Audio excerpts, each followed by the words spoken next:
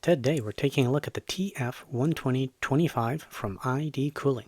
Welcome to Computer Tech and More. Let's get right into the graphs and the data. Before we get into the data, I would like to thank Mint Mobile for being today's video partner. Thanks to Mint Mobile's wireless plans, it is possible to not only switch away from big, expensive mobile companies, but also to have a quality, affordable plan for me and my family. Mint Mobile's premium wireless plans start at just $15 a month for a 3-month plan. For that, I can get high-speed data and unlimited talk and text on the nation's largest 5G network. I can bring my own phone and keep my current phone number, so you don't need to memorize a new phone number, something I have always found difficult. Switching to Mint is super easy. Thanks to digital eSIM cards, which most phones have, you can sign up and activate immediately right from your own phone, from the comfort of your own home. If by any chance your phone doesn't have an eSIM card, Mint will ship you a new SIM card free of charge. And right now, for new customers, Mint Mobile is offering 50% off their 12-month unlimited plan. It's the best deal of the year, but it's only available for a limited time. If you're interested in learning more about Mint Mobile and switching, visit my link up above or the link in the video description down below. First up, we have the case simulation test. The case simulation test can be looked at in a couple key different ways. The most important to you, the viewer, is what size case do you actually plan on buying? So I took it at 4 key measuring locations to identify as 4 major case sizes. So the 6-inch mark is representative of small form factor cases that are still a front to back airflow type design, or a short throw distance like putting your fans on the bottom of your computer case that blow up directly into your GPU. That would be the distance, the mark you'd want to pay attention to. If you're looking at a compact tower, think something that can hold a ATX motherboard and a GPU of equivalent length to an ATX motherboard. I think of like the Dell Optiplex computer cases. That would be the 9-inch mark. Then we have the 11-inch mark. The 11-inch mark is represented by a mid-tower, standard mid-tower case, like the Meshify 2C, Meshify C, whatever the current naming convention is, Corsair 550D, Corsair 5000 series, all fit into that 11-inch mark. Then we have the 14.5-inch mark. That is representative of large towers, something like the Product Design Torrent or other really large cases. This dataset does not take into account fans that sit on the, basically in line with the motherboard, so they suck in air from the back of the case to the front of the case. This is direct path airflow. If you have one of those odd positions, you are probably going to be paying closer attention to total CFM value as opposed to how actually effective the fan is at blowing air. Also in those types of cases, they're better set up for liquid coolers, just as a general note when you're selecting cases. Like the 6-inch mark is also representative of front to back airflow type air coolers, not the ultra compact ITX cases like the DAN case where they suck in air from the sides, blow it out the top. It is not representative of those cases at all.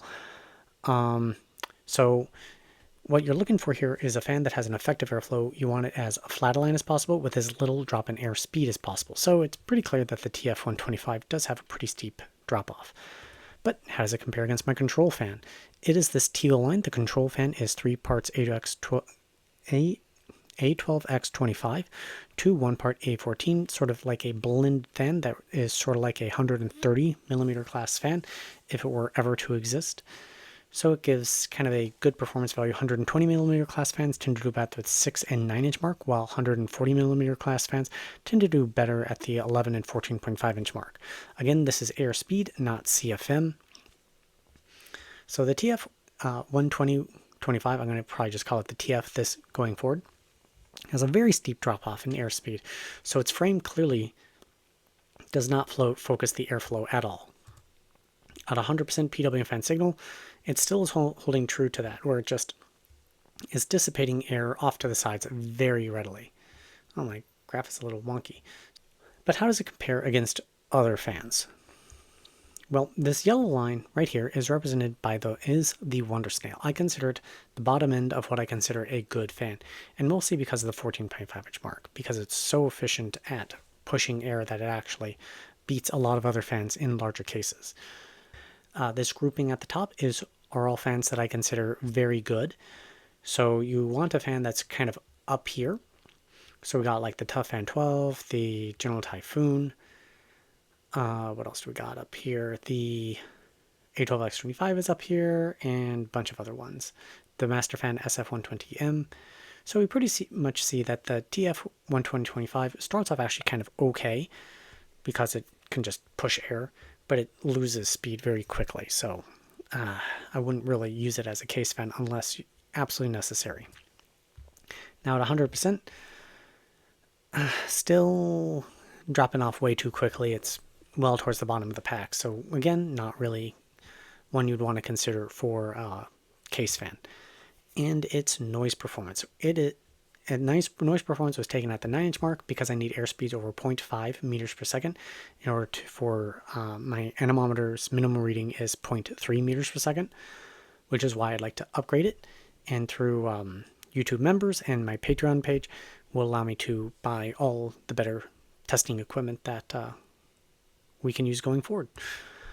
But here it is. It's pretty flat and it's making a lot of noise without pushing that much air.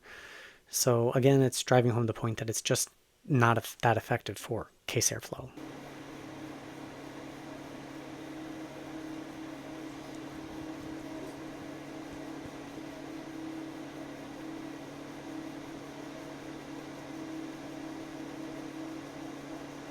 Next up, we have performance through my CPU air cooler. My cooler is the Noctua U12A. It's a 120 millimeter class heatsink.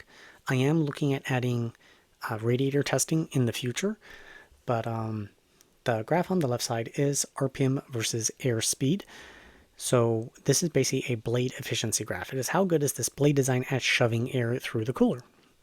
And we do see that the TF-12025 is actually doing pretty darn well. It has got a lot of performance for or able to push a lot of air for its given RPM. So its blade design is actually pretty effective. But then when we take a look at noise performance, it is just a bit too noisy compared to the control fan. Mind, it is matching relatively closely in this test. So that's a good sign. Let's keep moving forward.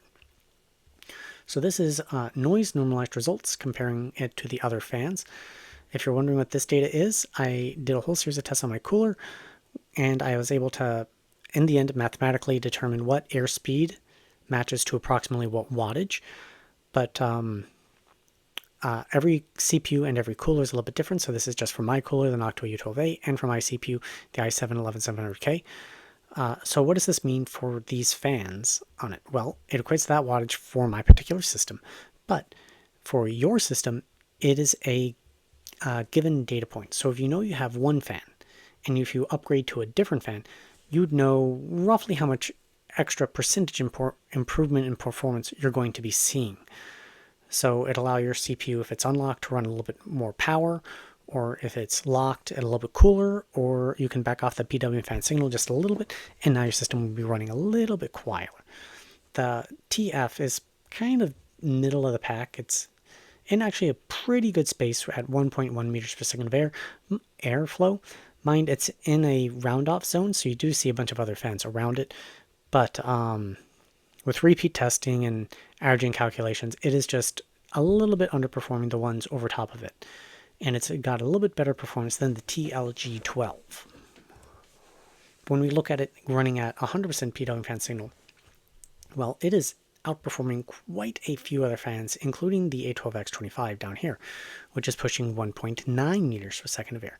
So that is a great result for that fan. But of course, you need to look at the whole package. It's also at 26 decibels of reading, while the A12X25 is only at 19.6. And as you may or may not know, every 10 decibels is a doubling in noise volume. So that's a pretty substantial jump. So it's also very impressive for how much performance it has, given its given RPM. So I guess round of applause there for it. In terms of its noise performance, it's a little bit off the given path. All the fans listed in this graph are what I would consider good performing fans. So you want them as the fan that's being tested as close into the middle there as possible, or even above it. It's a little bit on the low side, but it's not in a terrible position. It's just a little bit on the noisy side for the amount of performance that it has. Well, sometimes this happens. I select the wrong row and column, and it messes up the data sheet. But the TF-12025, all the rest are verified correct because they all make sense if you watch the other videos. I do apologize for that one. And it's very embarrassing for me. It is at 67. So it's right up here where this kind of middle grouping is. So it's actually pretty good. But the biggest problem here is the noise. And if you're wondering if that noise value is correct, yes, it is. 26 decibels. I did verify. If you come over, so they should be different. La la la la la. Anyways, so at that decibel reading, how does it compare to the other fans that would have been around it? Well, it is substantially noisier. So this indicates that this overall motor and or blade design within it is on the noisy side for the amount of air it pushes. And if we're looking at CFM versus decibel reading, we do see that it is quite a bit noisier than the other fans around it. It starts off okay, and then as RPM and airspeed increase, sorry, I knocked my microphone, it just climbs in noise value, the horizontal axis, without gaining that much airspeed, unlike other fans around it. Now we're on to value proposition. This is an $11 fan. So value proposition is very simple. It is just performance per dollar, and it's based off of standard retail pricing that I could find on Amazon. So here is where things kind of equalize out a little bit. So if a fan is really cheap, even if it has relatively low performance, it can still have a really high score here. So I do encourage you to take a look at the earlier data and determine which fan actually will suit your particular performance needs. But if you're on an ultra tight budget where you're trying to squeeze every penny out of your build, this is a good place to start because you'll get the best bang for your buck. So the TF-12025 is in the upper part of the graphs, so it's actually doing pretty well in terms of its value props. Not mind, it's still a far cry from like the best, but it's doing pretty good. At 100% at the 60 mark, it's up there as well. At the 11 mark is where it kind of falls apart. I wouldn't recommend it for bigger cases at all as a case fan. Period. End of story. It's just, even though it's kind of doing okay, its performance was too bad. CFM testing, sorry, had to do the little correction at 100% PWM fan signaling, but it was at 6.1. So once again, it's in the upper part of the graph, so it's actually kind of doing okay. But overall, I think it's just a bit on the noisy side, at least in my opinion. But if you're looking for a good value fan, it certainly is holding up pretty well. And then the last, certainly not least, is through the CPU air cooler. Once again, the story remains the same. Its value is up there. Its performance was good enough. So where does that leave me with this fan? And sort of like this real brief conclusion.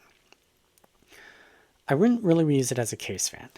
I would use it maybe in a smaller case if you really needed to, but there are other fans that are better value for the given performance.